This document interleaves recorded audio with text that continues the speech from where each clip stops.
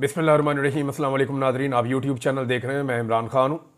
ऊ की जो आवाज़ है वो अब हल्की हल्की आना शुरू हो गई है और हैरत की बात यह है जिन्होंने आइडिया दिया उनकी जमात से ही आ रही है। सबसे पहली जो ऊ की आवाज़ निकाली है वो पंजाब की इंफॉर्मेशन मिनिस्टर ने निकाली है और नून लीग के अंदर बेचैनी बढ़ती जा रही है, ख़ास तौर पे तब से जब से पाकिस्तान तहरीक इंसाफ के 19 लोगों को जिनको मिलिट्री ट्रायल में सज़ाएं दी गई थी उनको जब से छोड़ा गया है तब से उनके अंदर बेचैनी बढ़ती जा रही है। और बाहर निकल के उन्होंने जैसे इमरान खान साहब के दोबारा नारे लगाए, जैसे वो अपनी पार्टी के साथ वापस जुड़े, जैसे उन्होंने जुल्म और ज़्यादती के खिलाफ आवाज़ उठाई, और उनमें से कुछ की हालत जो है वो अच्छी भी नहीं है। जब इन सारी चीज़ों को PMLN ने देखा तो देखिए, एक पॉलिटिकल पार्टी के लिए ये तकलीफ़ की बात होती है कि उनकी अपोनेंट दूसरी पॉलिटिकल पार्टी के वर्कर पूरी ताकत के साथ अपने लीडर के साथ खड़े हैं और उनकी अपनी पॉलिटिकल पार्टी जो है वो वहाँ पे पब्लिक खड़ी नहीं होती उनके लीडर के साथ। तो ये एक मुकाबला चल रहा है ना कि कौन सा लीडर बेहतर है, कौन सी पार्टी बेहतर है। तो इस मुकाबले के अंदर इमरान खान साहब हुकूमत में तो नहीं आ पाए। उसकी वजह यह है कि एस्टेब्लिशमेंट उनके खिलाफ थी, वरना अवामी ताकत से तो वो हुकूमत में आ जाते। तो अब जो लोग इक़्तिदार में बैठे हैं वो सारी पॉलिटिकल पार्टीज परेशान है। मैंने पिछले वीलॉग में आपको बताया कि हर पार्टी का मुकाबला इमरान खान से है, लिहाजा सब पार्टियां इमरान खान को अपना सियासी दुश्मन समझती हैं या अपने लिए एक सियासी खतरा समझती हैं, और उनकी पॉलिटिकल पार्टी को भी। तो अब वो परेशान हो गए इस वजह से कि अगर 9 मई हाथ से निकल गया तो 9 मई का बयानिया जाने के बाद फिर PMLN के पास बाकी क्या बचेगा। यानी आप उनसे कोई भी सवाल करें तो वो एक ही बयान देते हैं कि 9 मई, उसके अलावा तो उनके पास कोई और जवाब नहीं है। शाहिद मितला साहब हैं, सीनियर जर्नलिस्ट, उन्होंने बड़ी मज़े की बात की। उन्होंने कहा कुछ दिन के बाद 9 मई और नून लीग ही रह जाएंगे, यानी 9 मई और नून लीग बस ये रह जाएंगे और कोई कहानी नहीं होगी, यानी नून लीग और 9 मई बस की यादें ही होगी। ये सिंपल उन्होंने एक जुमले के अंदर सारी कहानी बता दी है। मेरे ख्याल में यही चीज़ आने वाले दिनों में होने जा रही है। इस वक्त अगर उनका ये बयानिया तबाह हो गया 9 मई वाला, जो ऑलमोस्ट तबाह हो चुका है। देखिए, ये बयानिया उस दिन तबाह हुआ था जिस दिन कुछ लोगों ने प्रेस कॉन्फ्रेंस की और उन्होंने कहा जी हम इमरान खान के साथ अब नहीं हैं और हम पाकिस्तान तहरीक इंसाफ से अपने आप को अलग करते हैं। और 9 मई के वो मेन मुलजिमान थे, लेकिन उसके बाद से लेकर आज तक उन्हें किसी ने हाथ भी नहीं लगाया।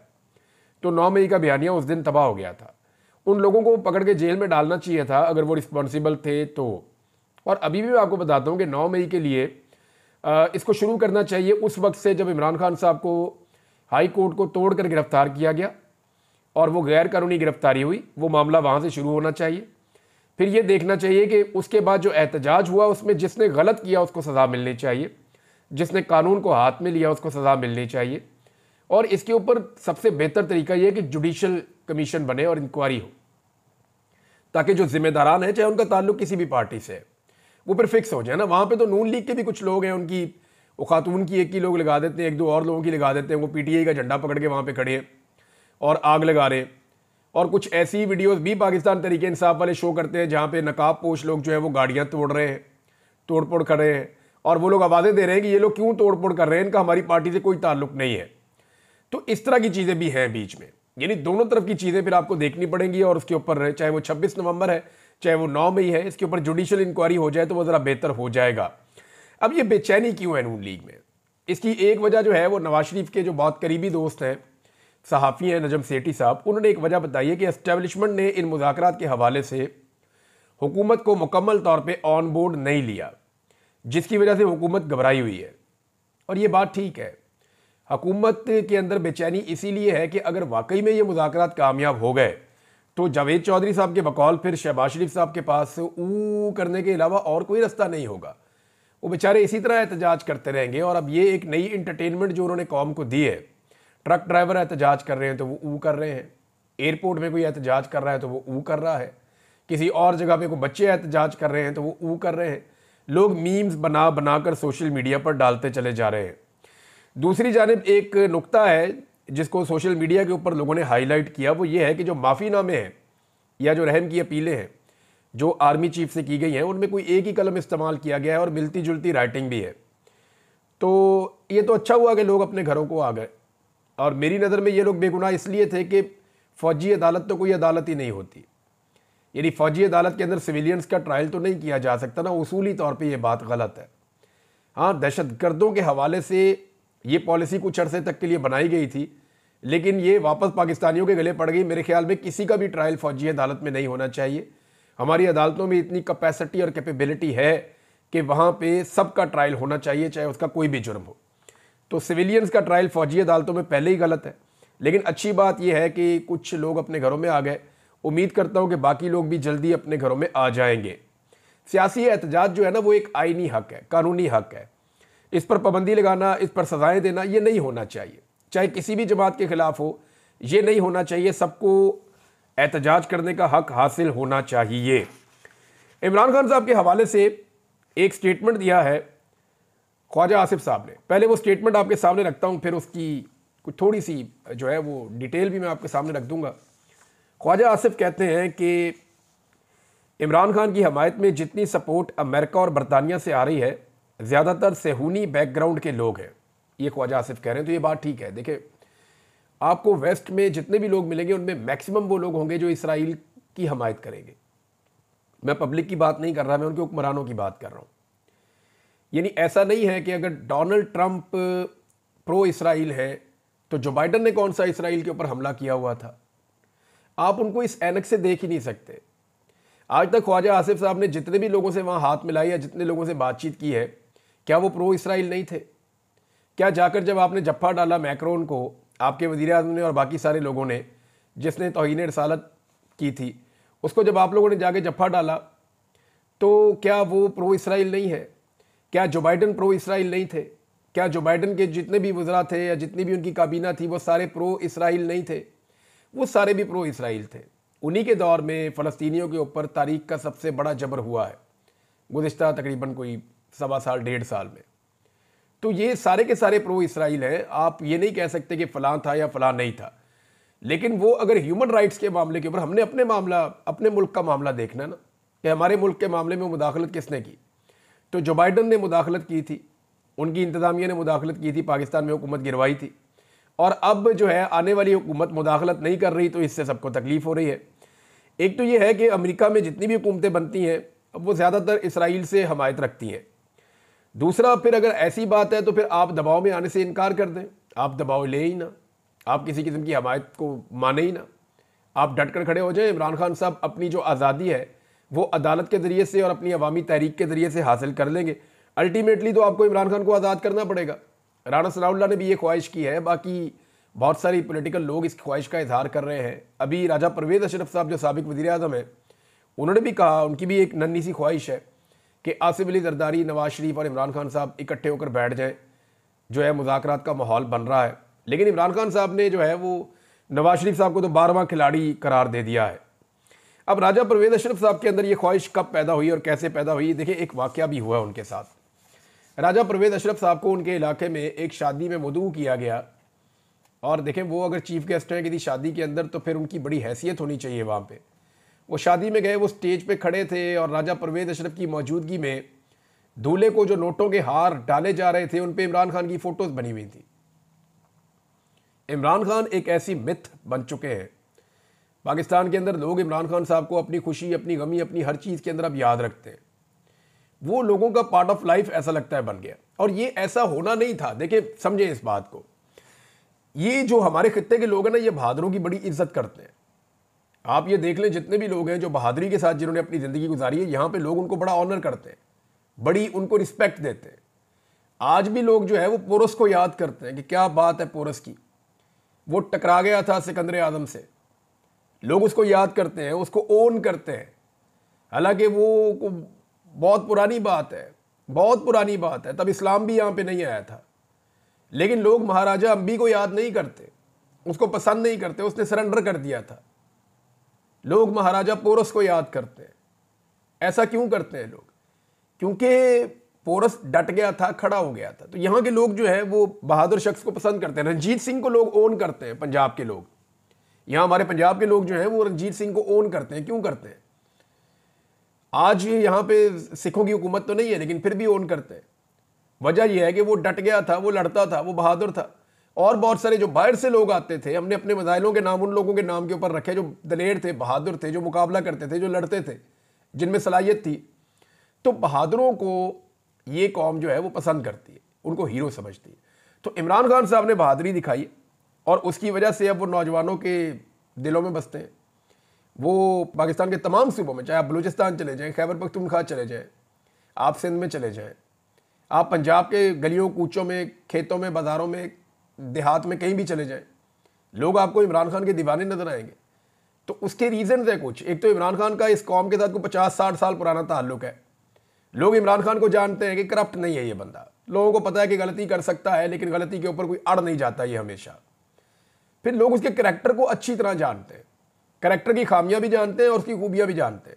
लेकिन अब लोगों को ये जब पता चला कि ये बहुत बहादुर आदमी भी है, डरता भी नहीं है, मुकाबला करता है, हौसले वाला आदमी, तो इससे लोग और ज्यादा इमरान खान के करीब आ गए।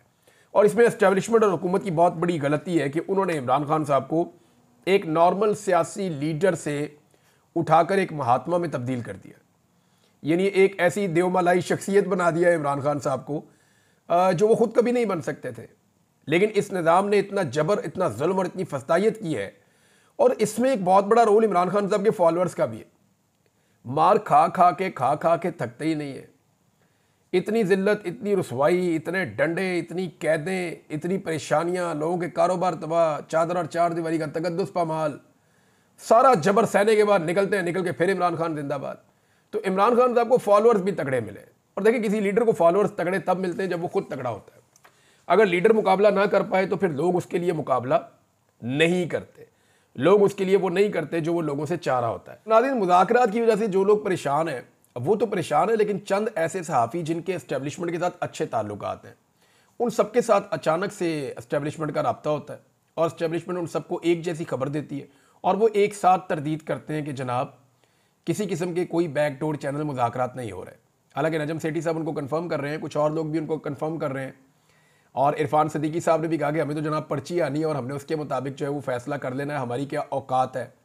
तो ये चीज़ें हम सब जानते हैं कि बैकडोर चैनल भी चलते रहते हैं और वहाँ मुज़ाकरात होते रहते हैं। लेकिन इन सहाफ़ियों ने वो खबरें इसलिए छाप दी कि ये खुद दिल से नहीं चाहते कि अभी मुज़ाकरात हो। मामला ये है कि क्लेम तो ये भी किया जा रहा है गुज़िश्ता 70 साल से कि हमारा सियासत में कोई किरदार नहीं है। तो क्या वाकई एस्टेब्लिशमेंट का सियासत में कोई किरदार नहीं है? एस्टेब्लिशमेंट का सियासत में किरदार है, लेकिन वो कहते हैं कि नहीं है। इसी तरह वो मुज़ाकरात करवा रहे हैं, लेकिन वो कहते हैं कि नहीं। महमूद खान अचकज़ई साहब ने जनाब एक स्टेटमेंट दिया है, ये अहम है स्टेटमेंट इनका। एक तो उन्होंने अयाज सादिक साहब को एक बहुत बड़ा चैलेंज कर दिया। उन्होंने कहा, अयाज सादिक साहब, आप रोज़ाना सुबह 4 कुल पढ़ के निकलते हैं, तो ज़रा आप उन 4 कुलों की कसम तो खाएं ना। हल्फन आप बताएंगे, क्या आप कोयटा नहीं आए थे इलेक्शन से पहले? क्या आपने ये नहीं बताया था सबको कि आपकी बात हो गई है फ़ौज के साथ? आप फ़ौजी अफसरान के नाम ले लेकर नहीं कहते थे कि बात हो गई है, हमें 2/3 अक्सरियत मिलेगी?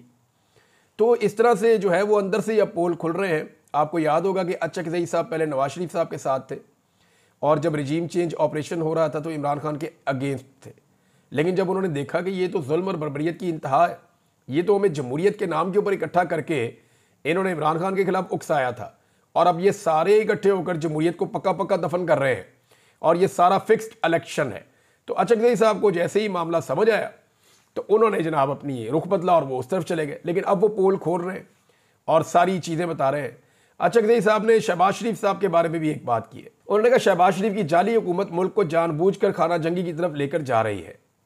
ये अल्लामा राजा नासिर अब्बास जाफरी साहब के हमरा इन्होंने प्रेस कॉन्फ्रेंस की है। उन्होंने कहा, पाकिस्तान जिन हालात से गुजर रहा है वो सबको पता है। गैर आइनी, गैर जमहूरी हुक्मरानों को इसकी कोई खबर और फिक्र नहीं है।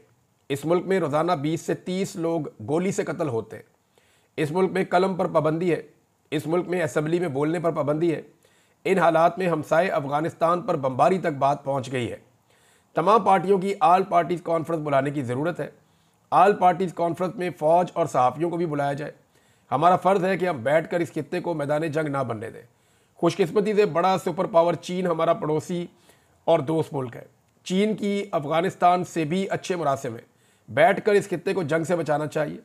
अफ़गानिस्तान को कशमकश का गढ़ बनाने की बजाय अमन का गहवारा बनाया जाए। उन्होंने कहा कि ज़मीन के अंदर जहाँ मादनियात हो वहाँ फ़ौज आ जाती है। बलोच, सिंध और पंजाब एक पाकिस्तान है। जहाँ मादनियात हैं वहाँ के लोगों को भी अंगेज किया जाए। जिस इलाके में मादनियात होती हैं उनके लोगों को हिस्सा मिलना चाहिए। कसदन और अमलन शहबाज शरीफ की जाली हुकूमत मुल्क को खाना बदोशी की तरफ लेकर जा रही है। अल्लामा राजा नासिर अब्बास साहब ने भी कहा कि ये हुकूमत अवाम का एतमाद खो चुकी है। हमारी दुनिया में कोई अहमियत नहीं है। पहले हमारा दुश्मन इंडिया था, अब एक नया दुश्मन बना लिया है। अपने ब्रादर इस्लामी मुल्क अफगानिस्तान को दुश्मन बनाया जा रहा है। बिलावल जरदारी और इसहाक डार एक बार भी वहाँ नहीं गए। हमारा कल्चर एक जैसा है, क्यों दुश्मनियाँ पैदा कर रहे हैं, ये अल्लामा राजा नासिर अब्बास साहब भी कह रहे हैं। तो पॉलिसीज़ के ऊपर तो तनकीद हो रही है और लगातार तनकीद हो रही है। एक नादरीन छोटी सी चीज़ और भी मैं आपको बताऊं कि पीपल्स पार्टी करती क्या है। पीपल्स पार्टी हर थोड़े अरसे के बाद जुल्म और बर्बरियत का मुकम्मल हिस्सा बनने के बाद अचानक से कहती है जी हम इसका हिस्सा नहीं है। मिसाल के तौर पे बिलावल ने अचानक कहना शुरू कर दिया जी कि हमारा इंटरनेट क्यों बंद होता है, हमारी सोशल मीडिया की पाबंदियाँ क्यों लगती हैं, नौजवानों की ज़बान बंद करने की क्यों कोशिश की जाती है। तो बार बार बिलावल ये कहते हैं, इनकलाबी बनने की कोशिश करते हैं, नूरा कुश्ती करने की कोशिश करते हैं। तो यार राणा सनाउल्लाह साहब ने जवाब दिया कि जनाब इंटरनेट से सोने से पाकिस्तान पीपल्स पार्टी अपने आप को अलहदा नहीं कर सकती। ये इंटरनेट से पता कब किया जाता है, जब पाकिस्तान तहरीक इंसाफ कोई इंसिडेंट या कोई इवेंट करने लगती है। जब भी कोई पॉलिटिकल इवेंट होता है, जब भी पाकिस्तान तहरीक इंसाफ निकलने लगती है, तो नौजवानों को दबाने के लिए या उनका पैगाम ज़्यादा दूर तक ना पहुँचे तो इंटरनेट बंद कर दिया जाता है। राणा सनाउल्लाह ने कहा पीपल्स पार्टी इस जिम्मेदारी से अपने आप को अलहदा नहीं कर सकती। अच्छा जी, एक चीज़ और है कि वज़ीर आला खैबर पख्तूनख्वा ने दोबारा से एक कन्फर्मेशन दी है और वो ये कह रहे हैं कि 45 बंदे अभी तक मिसिंग हैं। देखिए 60 बंदे इससे पहले वाली इन्फॉर्मेशन आई थी, इनको 15 के बंदे और मिल गए। इनको आइडिया हो गया है कि 45 बंदे अब तक मिसिंग हैं जिनके बारे में पता नहीं चल रहा। अच्छा, जो मिसिंग है वो हैं कहाँ, इसके बारे में अलग अलग कहानियाँ आती रहती हैं। थोड़े दिन पहले मैंने आपको बताया था, एक इन्फॉर्मेशन मैंने आपको दी थी पिम्स अस्पताल वाली। अच्छा, ये मैंने आपको सोर्सेज भी उस वक्त इसलिए बताए थे कि मुझे ज़ाती तौर पे मैंने ये कहा भी था कि मुझे खुद से मैंने इसको इन्वेस्टिगेट नहीं किया, अब मैंने उसको इन्वेस्टिगेट करवाया। मैंने आपको सिर्फ वो बताया था जो शौकत बसरा साहब ने और ओन अब्बास बप्पी साहब की टीम ने मुझे सारी इन्फॉर्मेशन दी थी, क्योंकि ये दोनों लोग वहाँ गए थे, इन्होंने वीडियोज़ भी वहाँ पर बनाई थी और सारे सबूत इकट्ठे किए थे और देवर कन्विंस्ड कि ये ऐसा ही हुआ था। और वीडियोज़ वो महफूज पड़ी हैं अभी भी। उसकी बुनियाद पे वहाँ जो लोग थे उन्होंने एक कहानी बनाई थी और उन्होंने वो सारा कुछ जो बताया वो यहाँ तक मामला पहुँचा। अब एहतशाम अब्बासी साहब है, हमारे सीनियर क्राइम रिपोर्टर हैं, उनके साथ मेरी बात हुई थी। उन्होंने सारे मामले की तहकीकात की हैं और तय तक पहुँचे हैं और आज उन्होंने मुझे सारा कुछ बताया। तो जनाब जो तहकीकात के बाद चीज़ें सामने आई हैं वो मैं आपको बताता हूँ कि रेस्क्यू को इस शख्स की बॉडी मिली थी। ये जो बंदा जनूबी पंजाब का सादकाबाद का जिसकी लाश मिली थी, पुलिस ने इसकी बॉडी को मुर्दा खाने में पहुँचाया था। रिश्तेदार बॉडी लेने नहीं आ रहे थे पहले, बाद में उन्होंने किसी को भिजवाया वहाँ से और फिर बॉडी वसूल की गई। अच्छा, अब ये बाद में सारी की सारी कहानी ये सामने आई कि जनाब वहाँ बहुत सारी लाशें थीं और वहाँ पे जो है वो ये बंदा डी चौक में मारा गया था। तो एहतशाम अब्बासी साहब की जो स्टोरी है उसके अंदर ये ऐसी कोई चीज़ साबित नहीं हुई।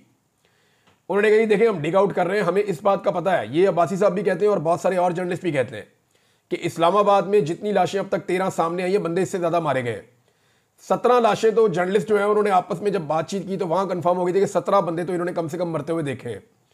ये तादाद 20 से ज़्यादा भी हो सकती है। कई लोग जो है वो बहुत ज़्यादा लाशों का भी कहते हैं कि इतनी ज़्यादा भी हो सकती हैं, 100 लाशों तक भी लोग कहते हैं कि हो सकती है। अभी भी पाकिस्तान तहरीक इंसाफ कह रही है कि जी हमारे 45 लोग गायब हैं, लेकिन उनकी लाशें कहाँ हैं इस बारे में नहीं पता। हाँ, इस स्टोरी के अंदर एक चीज़ खुली है कि ये जो लोग थे जिनका ये बंदा मारा गया था, गालिबन क्योंकि अभी इनका दोबारा कोई मौक़िफ़ नहीं आया, लेकिन जो समझ आ रही है इन्वेस्टिगेशन करने वाले सहाफ़ियों को, उसमें एहतशाम अब्बासी साहब ने कहा जी उनका ये मानना है कि ये इमदादी रकम वसूल करने के लिए उन्होंने अपने बंदे की लाश को 26 नवंबर के खाते में डालने की कोशिश की है। तो मेरी ये जिम्मेदारी है कि जो अब इसके ऊपर तहकीकात हुई हैं, जो चीज़ें सामने आई मैंने आपके साथ शेयर कर दी हैं।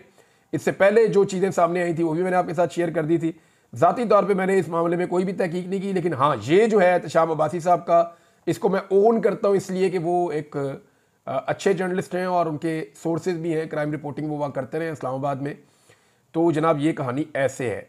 इसमें नजम सेठी साहब ने एक और कन्फर्मेशन की है। ये नवाज शरीफ साहब के दोस्त हैं नजम सेठी, और इन्होंने गवाही दी है कि जनाब महंगाई पाकिस्तान में कम नहीं हुई बल्कि महंगाई पाकिस्तान में लगातार बढ़ती चली जा रही है। बल्कि नजम सेठी साहब का ये कहना है कि लोगों की कुव्वत ख़रीद कम हो रही है और कुव्वत ख़रीद कम होने की वजह से वो अब पाकिस्तान की जो ग्रोथ है वो भी ज़्यादा नहीं हो रही, पाकिस्तान आगे नहीं बढ़ रहा और ये लोगों का ट्रस्ट भी नहीं है, यानी जो हुकूमत है वो लोगों की मर्ज़ी से बनी नहीं तो लोग उससे नाराज़ भी हैं।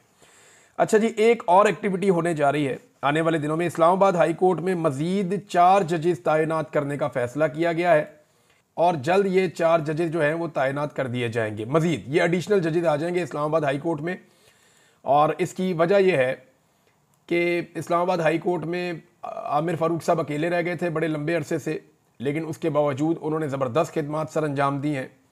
तो अब आमिर फ़ारूक साहब का अकेलापन दूर हो जाएगा अगर 4 मज़ीद जज इस्लामाबाद हाई कोर्ट में आ जाते हैं, हम ख्याल जजेस। तो इसके ऊपर बहुत तेज़ी से हुकूमत काम कर रही है और ये कहा जा रहा है कि आने वाले तकरीबन कोई 1-2 हफ्ते के अंदर नए जजेस तैनात हो जाएंगे इस्लामाबाद हाई कोर्ट में। 17 तारीख एक डेट जो है वो मेरे पास आई है। तो जनाब अब तक के लिए इतना ही। अपना ख्याल रखिएगा, अपने इस चैनल का भी। अल्लाह हाफ़िज़।